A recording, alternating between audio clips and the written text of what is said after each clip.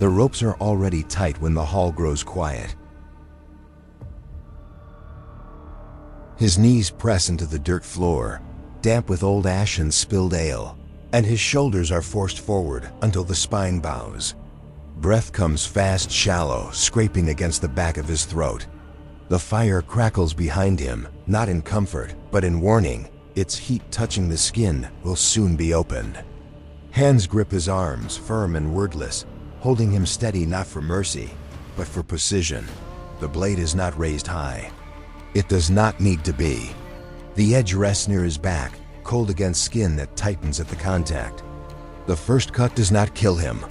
It is long, deliberate, drawn along the spine where bone sits close to the surface.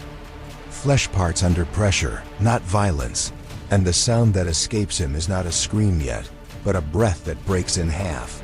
Blood runs downward in thin lines, following the shape of his ribs, dark against pale skin. The hall does not react. No one steps back. No one looks away. This is not chaos. This is order, older than the timber beams above them. The ribs are next. The blade works slowly, cutting along each bone, separating them from the spine one by one. The executioner does not rush. His hands move with the care of a man shaping wood or dressing meat. Each cut opens the body further, widening the space where breath once moved freely. The condemned man strains forward, muscles pulling against restraints that do not give. When the ribs are pried outward, the sound changes. Bone creaks, wet tissue stretches. Breath becomes a thin, animal noise that leaks from a chest no longer sealed. Some later claimed the lungs were pulled free and laid across the ribs, forming wings slick with blood. Others insisted this was impossible, a story told to thicken fear. What remains certain is that the body was opened while the heart still worked. The lungs collapse inward, then struggle outward again, clinging to air that no longer belongs to them. Each breath becomes effort. Each effort becomes shorter. The man's head drops, then lifts again, not in defiance, but in reflex, the body insisting on living even as it is dismantled.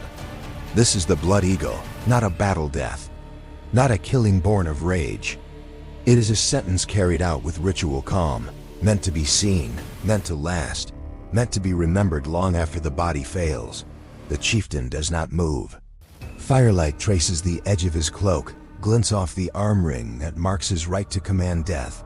This punishment is not for theft or insult. It is reserved for betrayal, for the killing of a father, a lord, a blood debt that cannot be paid with silver. The condemned man's breath stutters. Blood pools beneath him, soaking into packed earth that has known this weight before. Outside the hall, the night presses close. Ravens perch along the roof beams, their claws scratching softly against wood, drawn by the smell that drifts through the smoke hole. Time stretches. The body shakes, then steadies, then shakes again. The executioner adjusts his grip, pulling the ribs wider, exposing what was never meant for air or light. Some said prayers were spoken in these moments, words offered to Odin to claim the soul through pain. Others remembered only silence, broken by the sound of breathing turning wet and thin. The lungs fail. The body sags forward, weight settling fully into the ropes. The head drops and does not rise again. Death arrives not as a single moment, but as a series of small endings, breath by breath, until there is nothing left to take. No signal is given. The executioner steps back, the hands release. The body remains where it is, opened and cooling, a shape that no longer resembles a man. Later, when the fire burns lower, the hall empties. The chieftain leaves without looking back. Outside, the wind carries the smell of iron and smoke across the settlement, into sleeping houses and down toward the water. By morning, the body is gone. Some say it was taken down and burned. Others whisper it was left for birds, ribs spread wide, lungs darkening as they dried, a warning visible from the path.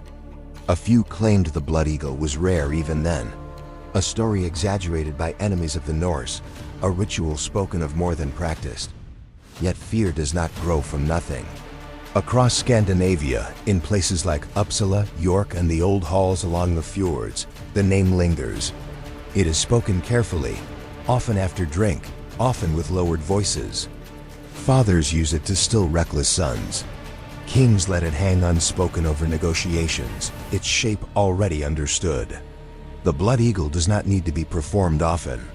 Its power lives in memory, in the image of a man held alive while his body is turned into a symbol. Even those who doubt its frequency do not doubt its effect.